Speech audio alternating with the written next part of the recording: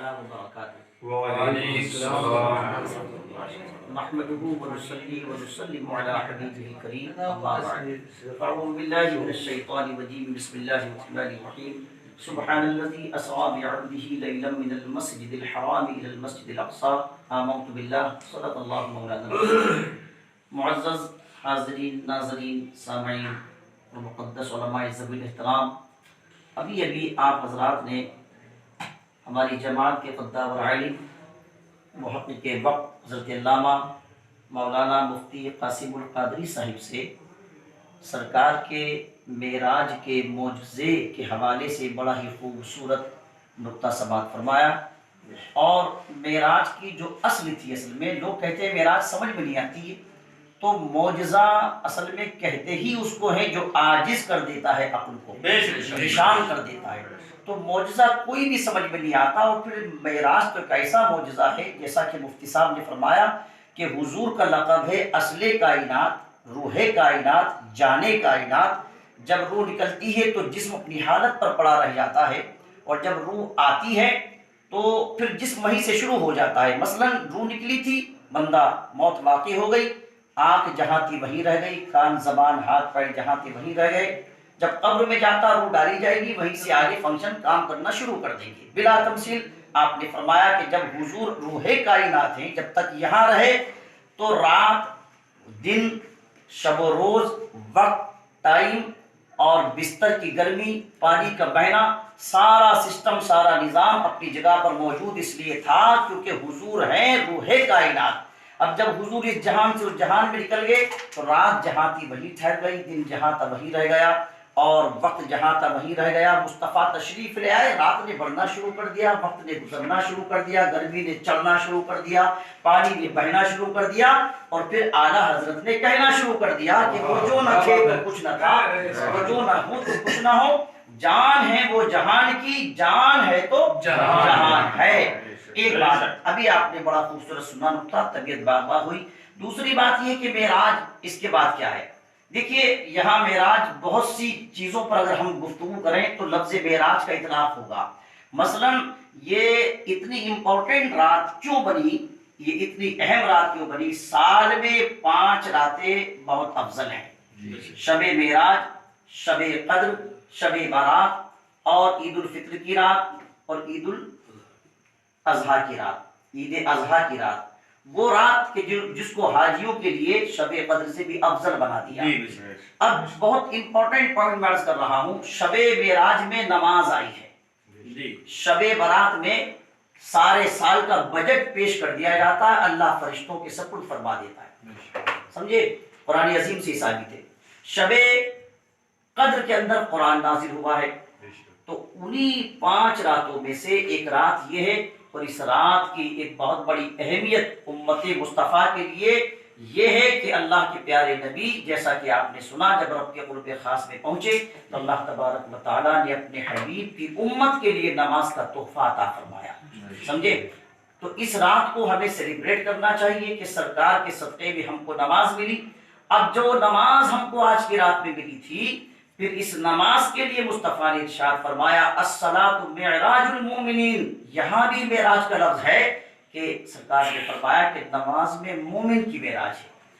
اب معراج کا معنی عروج سے ہے، ترقی سے ہے، اپ گریڈ ہونے سے ہے، چڑھنے سے ہے، بلند ہونے سے ہے۔ ذرا غور کریں 10 سیکنڈ اس نقطے پر کہ معراج تو چڑھنے کے معنی میں ہے، اوپر جانے کے معنی میں ہے، ترقی کے معنی میں ہے، اپ گریڈ ہونے کے معنی میں ہے، مگر یہاں نماز میں تو بندہ اوپر کو نہیں چڑھتا بلکہ پیشانی کو جھکاتا ہے، ناک کو سجدے میں رگڑتا ہے، اللہ کی بارگاہ میں جھکتا ہے۔ راز یہی پوشیدہ ہے کہ جو پیشانیاں اللہ کی بارگاہ میں جھکتی ہیں، اللہ انہی کو معراج عطا فرما دیتا ہے، اللہ انہی کو بلند فرما دیتا ہے، جو جھکتی ہے اللہ انہی کو ترقی عطا فرما دیتا ہے۔ ایک بات، بہت سی گفتگو اور بڑی لمبی بڑی طویل گفتگو اس ٹاپک پر ہو سکتی ہے، مگر چونکہ فی زمانہ اور انوائرمنٹ کے مطابق جو چل رہا ہے اس وقت، اکارڈنگ ٹو سچویشن، حالات کے پیش نظر، اب ہمیں اس رات میں کیا کرنا چاہیے؟ تو سب سے بڑی پریشانی جو اس وقت پوری دنیا کو اپنی لپیٹ میں اور اپنی زد میں لیے ہوئے ہے، وہ ہے اصل میں کورونا وائرس۔ جس سے ہر آدمی لرزہ برندام ہے، وہ کسی بھی مذہب اور ملت سے تعلق رکھتا ہو، اس پر کوئی کنٹروورسی نہیں کہ کہیں نہ کہیں انٹرنل یا ایکسٹرنل آدمی خوفزدہ ہے۔ تو میرا ذاتی مشورہ یہ ہے کہ جب اللہ نے یہ رات اتنی قیمتی ہر سال ہم کو نبی کے صدقے میں عطا فرمائی ہے، تو آج کی رات ہم کو سرکار کی معراج کا وسیلہ پیش کر کے اللہ کی بارگاہ میں دعا کرنی چاہیے اور عبادت کرنی چاہیے، نوافل پڑھنے چاہیے۔ نماز کا جو تحفہ ملا ہے ہم کو، اسی نماز کی شکل میں نوافل کے ذریعے اللہ کی بارگاہ میں اس موذی کی بیماری سے بچنے کی دعا کرنی چاہیے۔ ایک بات۔ دوسری بات یہ ہے کہ حدیث پاک میں آتا عقیدہ تو یہ مضبوط بنائیے کہ سرکار فرماتے ہیں کہ ایک آدمی کی بیماری اڑ کر کے دوسرے کو نہیں لگتی ہے، لا عدوہ کے الفاظ ہیں۔ اب چونکہ کمبینیشن بٹھائیں گے، اس میں تطبیق کی صورت نکالیں گے، دونوں طرح کی احادیث ہیں، علماء تشریف رکھتے ہیں۔ یہ بھی فرمایا کہ بیماری اڑ کر کے نہیں لگتی، یہ کیوں فرمایا؟ کیونکہ اس وقت جو ہے اہل عرب کا عقیدہ یہ تھا کہ بیماریاں اڑ کر کے لگ جاتی ہیں۔ تو سرکار نے فرمایا کہ اونٹ پر جب اونٹوں کو خارش ہوئی کہ پہلے دوسرے تیسرے چوتھے پانچویں کو خارش لگی، تو سرکار نے فرمایا کہ پہلے کو کہاں سے لگی تھی؟ اب آپ اس بات کو آج کے ماحول میں سمجھیے۔ آج دنیا یہ سمجھ رہی ہے کہ اب لاکھوں لوگ اس کی زد میں آ گئے، بہت ساری موتیں واقع ہو گئی، مگر جب سب سے پہلے انسان کو چائنا میں یا کسی اور ملک میں کہیں پر بھی جب کورونا وائرس ہوا تھا، تو اس پہلے والے کو کہاں سے ہوا تھا؟ بے شک اس پہلے انسان کو یہ وائرس کہاں سے ہوا تھا؟ وائرس کی نفی نہیں ہے اسلام میں، وائرس ہواؤں میں ہیں، بیکٹیریا ہواؤں میں ہیں، اس سے اسلام نے کبھی انکار نہیں کرا۔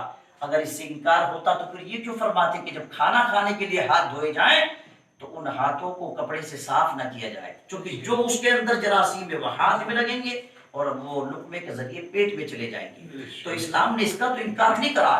ہاں، اللہ کی ذات پر اتنا مضبوط عقیدہ رکھو کہ جب دنیا میں چاہے چائنا میں لگا ہو یا کسی اور ملک میں لگا ہو، جب پہلی مرتبہ کسی انسان کو یہ وائرس لگا تھا تو وہ کسی اور کی طرف سے نہیں بلکہ وہ بھی اللہ ہی کی طرف سے تھا، کیونکہ جب شفا اللہ کے ہاتھ میں ہے تو بیماریاں بھی تو پروردگار کے ہاتھ میں ہیں۔